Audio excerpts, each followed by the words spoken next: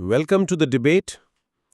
عام طور پر جب ہم عالمی سفارتکاری کے بارے میں سوچتے ہیں نا تو ہمارے ذہن میں کیمروں کی چمک اور بڑے بڑے ہالز آتے ہیں.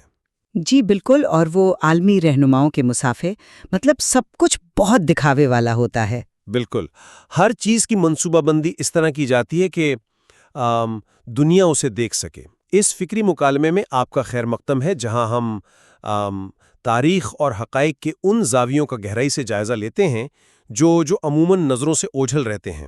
اور آج کا موضوع تو واقعی ایک طرح سے مکمل اندھیرے میں انجام پانے والا واقعہ ہے. جی ہاں، آج کی بحث کا موضوع بہت واضح ہے. جولائی 1971 میں امریکی قومی سلامتی کے مشیر ہنری کسنجر کا اسلام آباد سے بیجنگ کا وہ خفیہ دورہ جس نے سرد جنگ کا رخ ہمیشہ کے لیے موڑ دیا، اور ظاہر ہے اس تاریخی دورے میں پاکستان کا کلیدی انتظام. اور سامعین کے لیے یہ بتانا بہت ضروری ہے کہ ہماری آج کی یہ بحث ڈی کلاسیفائیڈ امریکی دستاویزات اور یونیورسٹی آف سدرن کیلیفورنیا کے چائنا انسٹیٹیوٹ کے آرکائیوز پر مبنی ہیں. بالکل، اور ساتھ ہی ہم ڈان اخبار کی دستاویزی رپورٹس کا بھی حوالہ دیں گے. تو میرا موقف اس پر یہ ہے کہ پاکستان کا یہ کردار سفارتکاری کی دنیا کا ایک ماسٹر سٹروک تھا. صدر نکسن اور چینی وزیر اعظم چو این لائے کے درمیان پاکستان وہ واحد ملک تھا جس پر دونوں کو مکمل اعتماد تھا. یہ کوئی معمولی بات نہیں تھی. جس فوجی مہارت اور رازداری کے ساتھ صدر یحییٰ خان کی ٹیم نے اس خفیہ پرواز کا انتظام کیا، اس نے دنیا کا توازن بدل کر رکھ دیا. دیکھیں، میں اس بحث میں ایک مختلف زاویے کی نمائندگی کر رہی ہوں.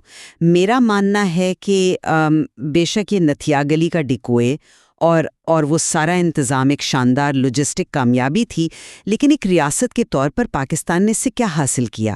اچھا جی، تاریخی دستاویزات یہ ثابت کرتی ہیں کہ کسنجر اور نکسن نے اپنے مقاصد حاصل کر لیے. چین عالمی تنہائی سے نکل آیا، لیکن پاکستان کو محض ایک آلہ، یا آپ کہہ سکتے ہیں کہ ایک ٹیشو پیپر کی طرح استعمال کیا گیا. یہ ایک بہترین آپریشن ضرور تھا، لیکن اسٹریٹجک سطح پر ایک خود مختار ریاست کے لیے یہ ایک انتہائی کمزور فیصلہ تھا. میں سمجھتا ہوں کہ آپ یہ نتیجہ کیوں نکال رہی ہیں، لیکن ذرا اس واقعے کی گہرائی اور اس وقت کے عالمی حالات کو دیکھیں. سامعین کے ذہن میں شاید یہ سوال آ رہا ہو کہ آخر پاکستانی کیوں؟ بالکل، کیونکہ آپشنز تو اور بھی تھے. جی، امریکہ کے پاس رومانیہ اور فرانس کے آپشنز بھی موجود تھے جو اس وقت چین کے ساتھ رابطے میں تھے. لیکن رومانیہ میں، جیسا کہ ہم جانتے ہیں، سوویت یونین کے انٹیلیجنس ایجنسی یعنی KGB کا جال بچھا ہوا تھا. اور فرانس کا میڈیا بھی تو بہت متحرک تھا. جی بالکل، وہاں سے کسی بھی خفیہ مشن کو چھپانا تو لگ بھگ ناممکن تھا. تو پاکستان نے انہیں ایک مکمل بلائنڈ سپاٹ، یعنی ایک محفوظ پناہ گاہ فراہم کی. 9 جولائی کی صبح 3:30 بجے ہنری کسنجر کا اسلام آباد ایئرپورٹ پہنچنا، جہاں چینی سفارتکار ہوانگ وا پہلے سے ان کا انتظار کر رہے تھے. PIA کے جہاز میں. جی، اور اڑان سے صرف 5 منٹ پہلے کسنجر کا جہاز میں سوار ہونا. مطلب یہ سب ظاہر کرتا ہے کہ چین اور امریکہ نے اپنی قومی سلامتی سے بڑھ کر پاکستان کے ریاستی ڈھانچے پر اعتماد کیا. کیا آپ کو نہیں لگتا کہ یہ اعتماد ہی سفارتکاری کی سب سے بڑی کامیابی ہے؟ آپ کی بات اپنی جگہ بالکل درست ہے کہ رازداری کمال کی تھی، اس میں کوئی شک نہیں. لیکن یہاں مجھے آپ سے تھوڑا سا اختلاف ہے. ہم آج کل کی جدید زبان میں ایک اصطلاح استعمال کرتے ہیں، پراکسی سرور. پراکسی سرور؟ اچھا جی، کمپیوٹر نیٹ ورکس میں پراکسی سرور کا کام یہ ہوتا ہے کہ وہ آپ کے کنیکشن کو روٹ کرتا ہے تاکہ بھیجنے والے اور موصول کرنے والے کی شناخت چھپی رہے. تو پاکستان کا کردار بالکل اسی پراکسی سرور جیسا تھا. اور آپ جانتے ہیں کہ پراکسی سرور کی اپنی کوئی اہمیت نہیں ہوتی، وہ صرف ڈیٹا کو آگے بڑھاتا ہے. لیکن سفارتکاری میں ایک منٹ، میری بات سنیں. کیا آپ نے صدر نکسن کے اس میمو پر غور کیا ہے جو انہوں نے کسنجر کو لکھا تھا؟ اس میں واضح طور پر لکھا تھا کہ یہ سختی سے وائٹ ہاؤس کا معاملہ ہے. مطلب امریکہ نے دانستہ طور پر اپنے ہی محکمہ خارجہ کو اندھیرے میں رکھا. جی، وہ تو ان کی اندرونی سیاست تھی. بالکل. اور یحییٰ خان کا کام کیا تھا؟ صرف ہاتھ سے لکھے ہوئے پیغامات پہنچانا. وہ کوئی عالمی پالیسی میں بنا رہے تھے، وہ محض ایک خفیہ ڈاک خانے کے طور پر کام کر رہے تھے۔ یہ پاکستان کی سفارتی کامیابی سے زیادہ امریکی بیوروکریسی کو بائی پاس کرنے کی ضرورت تھی۔ پراکسی سرور کی یہ مثال واقعی بہت دلچسپ ہے، لیکن میرا خیال ہے کہ سفارت کاری میں پراکسی سرور بننا اتنا آسان نہیں ہوتا جتنا کمپیوٹر پہ ایک کلک کرنا۔ اور پھر یہ کوئی عام پیغامات تو نہیں تھے نا؟ ظاہر ہے اہم پیغامات تھے۔ یہ وہ دور تھا جب سرد جنگ اپنے عروج پر تھی۔ 1969 میں چین اور سوویت یونین کے درمیان خونی سرحدی جھڑپیں ہو چکی تھیں۔ سوویت یونین تو اس حد تک جا چکا تھا کہ وہ دنیا کا رد عمل جانچ رہا تھا کہ اگر چین کی ایٹمی تنصیبات پر حملہ کر دیا جائے تو کیا ہوگا۔ بالکل۔ تو چین کی بقا خطرے میں تھی، اور دوسری طرف امریکہ ویتنام کی دلدل سے نکلنے کے لیے راستے تلاش کر رہا تھا۔ ایسے میں جب ایک چھوٹی سی غلط فہمی تیسری عالمی جنگ چھیڑ سکتی تھی، پاکستان نے صرف پیغام نہیں پہنچایا بلکہ ایک محفوظ ماحول فراہم کیا۔ اور ذرا سوچئے، اس پورے آپریشن کا کور کتنا حیرت انگیز تھا۔ وہ پیٹ خراب ہونے والا بہانہ۔ جی، صدر یحییٰ خان ایک ڈنر دیتے ہیں، ہینری کیسنجر کو اچانک پیٹ میں درد شروع ہوتا ہے اور انہیں آرام کے لیے نتھیا گلی کے ریسٹ ہاؤس بھیج دیا جاتا ہے۔ دنیا کی دو بڑی طاقتوں کا مستقبل اس بات پر منحصر تھا کہ کیا دنیا واقعی اس پیٹ خراب ہونے کے بہانے پر یقین کر لے گی؟ جی، یہ سوچ کر واقعی حیرت ہوتی ہے کہ سر جنگ کا سب سے اہم فیصلہ ایک فرضی پیٹ کے درد کی آڑ میں کیا گیا۔ نتھیاگلی کے اس ڈکوئے نے پوری دنیا کو، یہاں تک کہ بھارت اور سوویت یونین کی انٹیلیجنس کو بھی دھوکہ دے دیا۔ تو یہی تو کامیابی ہے نا؟ لیکن ہمیں ذرا تصویر کا بڑا رخ دیکھنا ہوگا۔ آپ نے میری پراکسی سرور والی بات کو آگے بڑھایا، تو حقیقت یہ ہے کہ پراکسی سرور کو ڈیٹا اپنے پاس رکھنے کی اجازت نہیں ہوتی۔ جو ڈرامہ پاکستان نے رچایا وہ بلا شبہ شاندار تھا، لیکن اس کے پیچھے چین اور امریکہ کے اپنے بہت واضح مقاصد تھے۔ مقاصد تو ہر ریاست کے ہوتے ہیں۔ کیا میں آپ کو یاد دلاؤں کہ اس واقعے سے صرف چند ماہ قبل اپریل 1971 میں پنگ پونگ ڈپلومیسی شروع ہو چکی تھی؟ جی بالکل، جس میں وہ امریکی ٹیبل ٹینس ٹیم نے چین کا دورہ کیا تھا۔ درست۔ سامعین کی تفہیم کے لیے بتاتی چلوں کہ جاپان میں ایک ٹورنامنٹ کے دوران امریکی اور چینی کھلاڑیوں کے درمیان ہونے والی ایک اتفاقی ملاقات کو چیئرمین ماؤ نے فوراً ایک سفارتی موقع میں بدل دیا۔ تو برف تو پہلے ہی پگھل چکی تھی، چین تنہائی سے نکلنا چاہتا تھا اور امریکہ کو سوویت یونین کے خلاف ایک بڑا کارڈ کھیلنا تھا۔ تو میرا سوال یہ ہے کہ جب برف پگھل ہی رہی تھی تو پاکستان کے اس خفیہ آپریشن نے محض اس عمل کو تیز کیا، لیکن اس ساری صہورت کاری میں پاکستان کو اپنے لیے کیا ملا؟ جب ریاستیں کوئی بڑا کام کرتی ہیں تو وہ بدلے میں اسٹریٹجک ضمانتیں لیتی ہیں۔ دیکھیں، مجھے لگتا ہے کہ آپ اس بات کو یکسر نظر انداز کر رہی ہیں کہ سفارتکاری بالکل ایک عظیم پل بنانے کی طرح ہوتی ہے۔ پل بنانے کی طرح؟ جی، فرض کریں کہ دو متضاد اور بکھرے ہوئے دریاؤں کے درمیان ایک ملک ایک انتہائی پیچیدہ اور تاریخی پل تعمیر کرتا ہے۔ اب اگر اس پل پر سے گزرنے والی ٹریفک کا زیادہ تر حصہ ان بڑی طاقتوں کا ہے تو کیا اس سے اس پل کی انجینئرنگ اور تاریخی اہمیت کم ہو جاتی ہے؟ پاکستان نے وہ ناگزیر کردار ادا کیا جس کے بارے میں سینیٹر مشاہد حسین نے بھی بجا طور پر کہا تھا کہ اس واقعے نے دنیا کا نقشہ بدل دیا۔ آپ کی یہ پل والی مثال سننے میں بہت پرکشش ہے، لیکن زمینی حقائق مختلف ہوتے ہیں۔ جب ریاستیں کوئی پل بناتی ہیں نا تو وہ اس پر ٹول ٹیکس بھی وصول کرتی ہیں۔ اچھا جی، اگر آپ نے اتنی بڑی عالمی خدمت انجام دی ہے تو آپ کا قومی مفاد کہاں ہے؟ آئیے ذرا دسمبر 1971 کی طرف چلتے ہیں، یعنی اس عظیم سفارتی کارنامے کے صرف 6 ماہ بعد پاکستان ٹوٹ کر 2 لخت ہو گیا۔ وہ ایک الگ کا کیسنجر، جسے پاکستان نے اپنا ایئرپورٹ اور اپنی ایئر لائن دی، ان کے اور صدر نکسن کے بارے میں امریکی کونسل جنرل آرتھر بلڈ کی ڈی کلاسیفائیڈ رپورٹس کیا بتاتی ہیں؟ وہ بتاتی ہیں کہ انہوں نے جنگ کے دوران ایک صریح اخلاقی اندھے پن کا مظاہرہ کیا۔ انہوں نے بھارت کو روکنے کے لیے کوئی ٹھوس قدم نہیں اٹھایا۔ لیکن انہوں نے اپنا بحری بیڑا تو بھیجا تھا نا؟ دکھاوے کے لیے بحری بیڑا یعنی 7th فلیٹ ضرور بھیجا گیا، لیکن وہ مشرقی پاکستان کو ٹوٹنے سے نہ بچا سکا۔ تو آپ نے پل تو بنا دیا، لیکن جب آپ کے اپنے گھر میں آگ لگی تو اس پل سے آپ کی مدد کے لیے کوئی فائر بریگیڈ نہیں آئی۔ یہاں میں آپ کو تھوڑا سا روکنا چاہوں گا۔ آپ دو مختلف تاریخی حقائق کو آپس میں ملا رہی ہیں۔ کیسے؟ شی عدم مساوات اور مقامی عسکری فیصلوں کا نتیجہ تھی۔ اس کا سارا ملبہ ہنری کسنجر کے دورے پر ڈال دینا یا اس دورے کی سفارتی اہمیت کو محض اس لیے کم کر دینا کہ 6 ماہ بعد ملک ٹوٹ گیا، یہ ایک غیر منصفانہ تجزیہ ہے۔ سفارتکاری اندرونی سیاسی مسائل کا علاج نہیں ہوتی۔ اور جہاں تک امریکہ کے رد عمل کا تعلق ہے، نکسن انتظامیہ نے بھارت پر شدید دباؤ ڈالا تھا۔ اگرچہ وہ مشرقی پاکستان کو نہیں بچا سکے کیونکہ جنگ کے زمینی حقائق بدل چکے تھے اور سوویت یونین بھارت کی مکمل پشت پناہی کر رہا تھا، لیکن مغربی پاکستان کی سلامتی کو یقینی بنانے میں اس سفارتی تعلق نے ضرور کام کیا۔ اچھا، آپ اس بات سے کیسے انکار کر سکتی ہیں کہ کسنجر کے بیجنگ میں گزارے گئے ان 48 گھنٹوں نے دنیا کو ایک نئے دور سے متعارف کرایا؟ دیکھیں، میں دنیا کے لیے اس کی اہمیت سے ہرگز انکار نہیں کر رہی۔ میری بحث کا محور پاکستان ہے۔ آپ نے کہا کہ سفارتکاری اندرونی مسائل کا علاج نہیں ہوتی، بالکل درست، لیکن خارجہ پالیسی کا پہلا اصول تو قومی سلامتی ہے نا؟ بالکل ہے۔ جب جولائی 1971 میں پاکستان کے سفارتکار جیسے سفیر آغا ہلالی اور سیکریٹری خارجہ سلطان محمد خان اس ساری مشق میں خاموشی سے کام کر رہے تھے، اس وقت مشرقی پاکستان میں بحران شروع ہو چکا تھا۔ لاکھوں مہاجرین بھارت جا رہے تھے، خطے پر جنگ کے بادل منڈلا رہے تھے۔ حالات کشیدہ تھے۔ جی، بہت کشیدہ۔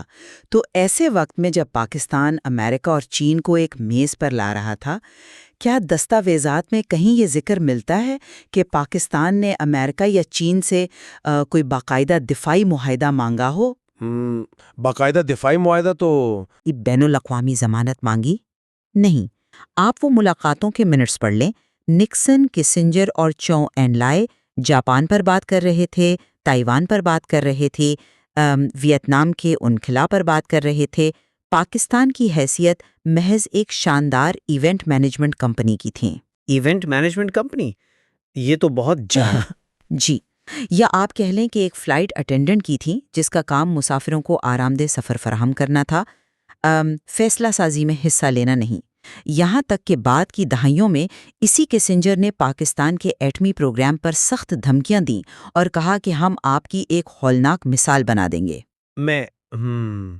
مجھے آپ کا یہ نقطہ سمجھ آ رہا ہے کہ فوری طور پر شاید کوئی تحریری دفاعی معاہدہ نہیں ہوا، لیکن اگر ہم اسے طویل مدتی زاویے سے دیکھیں تو کیا نتائج سامنے آتے ہیں؟ کیا نتائج آتے ہیں؟ اس دورے کا براہ راست نتیجہ شنگھائی کمیونکے کی صورت میں نکلا۔ سامعین کے لیے بتاتا چلوں کہ یہ 1972 میں امریکہ اور چین کے درمیان طے پانے والا وہ بنیادی اعلامیہ تھا جس نے ون چائنا پالیسی کو تسلیم کیا۔ بالکل۔ اور دونوں ملکوں کے درمیان تجارت کے دروازے کھول دیے۔ اس ایک واقعے نے آج کی جدید دنیا اور گلوبلائزڈ اکانومی کی بنیاد رکھی۔ اور اب ذرا پاکستان کی طرف آئے۔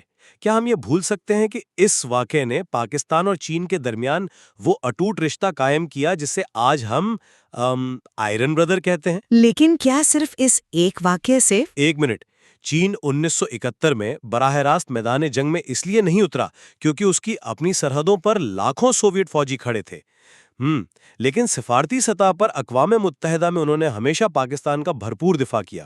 کیا یہ اسٹریٹجک فائدہ نہیں ہے کہ آپ کے شمال میں ایک ایسی عالمی طاقت موجود ہے جو آج پاکستان کی معیشت اور عسکری دفاع کا اہم ترین ستون ہے؟ دیکھیں، یہ دلیل بظاہر بہت مضبوط لگتی ہے کہ ہم نے چین کو ہمیشہ کے لیے اپنا دوست بنا لیا، لیکن اگر ہم واقعی موروثی تجزیہ کریں تو کیا چین صرف اس ایک فلائٹ کی وجہ سے ہمارا دوست بنا؟ ظاہر ہے اس نے ایک بنیاد تو رکھی نا۔ بین الاقوامی تعلقات میں ریاستیں صرف اپنے مفادات کی بنیاد پر چلتی ہیں۔ چین کے لیے امریکہ سے روابط کی پالیسی کامیاب رہی، وہ عالمی تنہائی سے نکل کر آج دنیا کی سب سے بڑی معیشت بننے کی راہ پر گامزن ہو گیا۔ لیکن ڈان اخبار میں اس واقعے کی 50ویں سالگرہ پر شائع ہونے والے مضامین اور عوامی تبصرے ایک بہت تلخ حقیقت بیان کرتے ہیں، وہ یہ کہ عظیم طاقتوں نے اپنے کارڈز کھیل لیے، لیکن درمیانی سہولت کار وہیں کا وہیں کھڑا رہا۔ اگر واقعی ہم اتنے ہی اہم تھے تو کیا وجہ ہے کہ آج 50 سال بعد بھی ہم معاشی اور سفارتی بحرانوں میں گھرے ہوئے ہیں، جبکہ چین دنیا کو لیڈ کر رہا ہے؟ پاکستان نے ایک تماشائی کا کردار ادا کیا۔ ایک بہترین سہولت کار ہونا اچھی بات ہے، لیکن خارجہ پالیسی میں احسان مندی کی کوئی جگہ نہیں ہوتی۔ اگر آپ فائدہ نہیں اٹھاتے تو تاریخ آپ کو صرف ایک سیڑھی کے طور پر یاد رکھتی ہے، منزل کے طور پر نہیں۔ یہ بڑی سخت تنقید ہے، لیکن کیا یہ حقیقت نہیں کہ سفارتکاری میں اعتماد اور ساکھ ہی سب سے بڑی کرنسی ہوتی ہے؟ ذرا اس ریاستی ہم آہنگی کا تصور کریں جو جولائی 1971 میں پاکستان نے دکھائی۔ صدر یحییٰ خان نے خود اس آپریشن کی نگرانی کی۔ کسنجر کو ایئرپورٹ تک لے جانے کے لیے جان بوجھ کر ایک پرانی سی مرسیڈیز استعمال کی گئی تاکہ کسی کو شک نہ ہو۔ PIA کے پائلٹ تک کو آخری لمحات میں معلوم ہوا کہ وہ کس شخصیت کو لے کر اڑنے والا ہے۔ جی، لاجسٹک مہارت تو کمال کی تھی۔ یہی تو، یہ آپریشنل کمال اس بات کا ثبوت ہے کہ پاکستان کا ریاستی ڈھانچہ، بیوروکریسی اور عسکری قیادت کس قدر ہم آہنگی کے ساتھ ایک انتہائی حساس عالمی ٹاسک کو مکمل کر سکتے ہیں۔ یہ ایک ایسی قابلیت ہے جو اس وقت بھارت کے پاس تھی، نہ خطے کے کسی اور ملک کے پاس۔ جب امریکیوں نے اپنی خفیہ دستاویزات میں پاکستان کی تعریف کی تو وہ محض ایک ہوائی جہاز فراہم کرنے پر نہیں تھی، بلکہ اس یقین دہانی پر تھی کہ پاکستان کے ریاستی ادارے لیکس کے بغیر کام کر سکتے ہیں۔ یہی وہ اعتماد تھا جس نے بعد کی دہائیوں میں، مثلاً 1980 کی دہائی کی افغان جنگ میں، دنیا کو پاکستان کے ساتھ شراکت داری پر مجبور کیا۔ سفارتی قوت کا یہ مظاہرہ تاریخ کے اوراق سے نہیں مٹایا جا سکتا۔ میں پاکستان کی اس لاجسٹک اور آپریشنل مہارت سے بالکل انکار نہیں کر رہی۔ جس فوجی مہارت اور رازداری سے یہ کام ہوا وہ بلا شبہ قابل ستائش ہے۔ سفیروں کی خاموشی اور پیشہ ورانہ مہارت حیرت انگیز تھی۔ بالکل سیکھنا چاہیے۔ یہ بحث ہمیں سفارتکاری کا ایک بہت کڑوا سبق سکھاتی ہے۔ وہ کیا؟ وہ یہ کہ جب آپ دوسروں کی جنگیں لڑنے یا دوسروں کے لیے راستے بنانے میں اتنے مگن ہو جاتے ہیں کہ آپ اپنے گھر کی حفاظت بھول جائیں تو آپ کی آپریشنل مہارت آپ کی اسٹریٹجک ناکامی کو نہیں چھپا سکتی۔ اکتوبر 1971 میں جب اقوام متحدہ کی جنرل اسمبلی نے تائیوان کو نکال کر عوامی جمہوریہ چین کو نشست دی تو اس پوری بساط پر پاکستان ایک شاندار پیادے سے زیادہ کچھ نہیں تھا۔ میں اس سوچ پر سوال اٹھا رہی ہوں جو یہ سمجھتی ہے کہ دوسری طاقتوں کے لیے خدمات انجام دینے سے ہماری اپنی عمارت محفوظ ہو جائے گی۔ ہمیں منزل بننا چاہیے، محض ایک راستہ یا گزرگاہ۔ تو آج کی اس تفصیلی گفتگو سے یہ بات واضح ہوتی ہے کہ لاجسٹک مہارت، ریاستی آہنگی اور سفارتی رازداری کے محاذ پر پاکستان کی جانب سے 1971 کے اس خفیہ دورے کا انتظام عالمی سفارتکاری کی تاریخ کا ایک روشن باب ہے۔ اس واقعے کے بدولت ہی امریکہ اور چین کے تعلقات کا نیا باب کھلا، جس نے نہ صرف سرد جنگ کا نقشہ بدلا بلکہ پاکستان کو چین کے ساتھ ایک ایسے اسٹریٹجک رشتے میں باندھ دیا جس کے ثمرات آج بھی ہم دیکھ رہے ہیں۔ جبکہ میری نظر میں یہ گفتگو ہمیں ایک سنجیدہ فکر کی دعوت دیتی ہے۔ یہ ہمیں سکھاتی ہے کہ عظیم طاقتوں کے درمیان محض ایک بہترین سہولت کار بننا ہرگز کافی نہیں ہوتا۔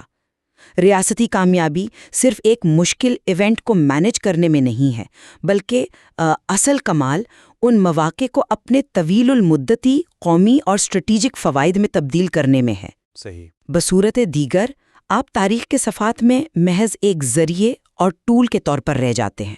ہم دونوں اس بات پر مکمل اتفاق کرتے ہیں کہ 9 جولائی 1971 کا یہ واقعہ اپنی پیچیدگی، اس میں شامل کرداروں اور اپنی تاریخی اہمیت کے لحاظ سے حد درجہ سحر انگیز ہے۔ بالکل ہے۔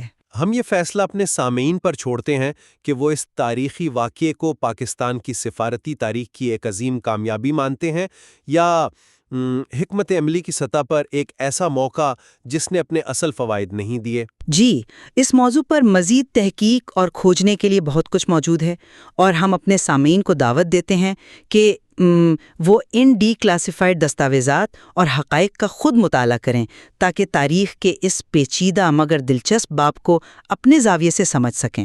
گفتگو کے آغاز میں ہم نے اندھیرے میں تعمیر کیے گئے اس پل کا ذکر کیا تھا۔ شاید عالمی سفارتکاری کی اصل حقیقت اسی استارے میں چھپی ہے۔ وہ پل جس کی تعمیر اندھیرے میں ہوئی، جس نے دنیا کے دو کناروں کو ملایا اور سرد جنگ کا دھارا بدل دیا، وہ آج بھی ہمیں یہ سوچنے پر مجبور کرتا ہے کہ کیا ہم اس پل کے معمار تھے جو اپنے کام پر فخر کر سکتے ہیں، یا محض وہ خاموش سائے جو دوسروں کو راستہ دکھانے کے بعد تاریخ کی دھن میں کہیں گم ہو گئے۔ سوچنے کی بات ہے۔